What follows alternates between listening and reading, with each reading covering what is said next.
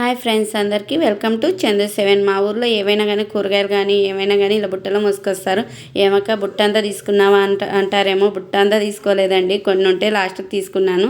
ఆ చిన్నవి పెద్దవి అన్నీ మిక్స్ అవ్వడం వల్ల, కొన్నే ఉండడం వల్ల ఆమె అయితే చాలా తక్కువకే ఇచ్చిందండి.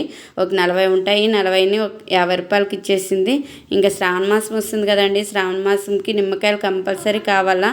నైవేద్యాలకి, పూజలకి అన్నిటికీ నిమ్మకాయలు లేనిదే పని జరగదు. అందుకే నేను అన్నీ అయితే తీసేసుకున్నాను. నేనైతే నిమ్మ పండ్లు ఒక నెల వరకు ఇలా స్టోర్ చేసుకుంటానండి. ఫస్ట్ ఒక బాక్స్ తీసుకొని అందులో పేపర్ పెట్టుకొని, మాకైతే టిష్యూలు దొరకవు అందుకే పేపర్ వేసుకున్నాను. పేపర్ వేసుకొని పచ్చిగా లావుగా ఉండేటివన్నీ కింద, చిన్నగా మాగిపోయేటివన్నీ పైన వేసుకుంటాను.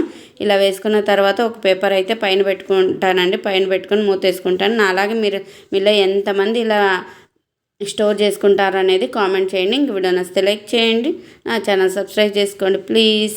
ఓకే బాయ్, ఉంటాను మరి.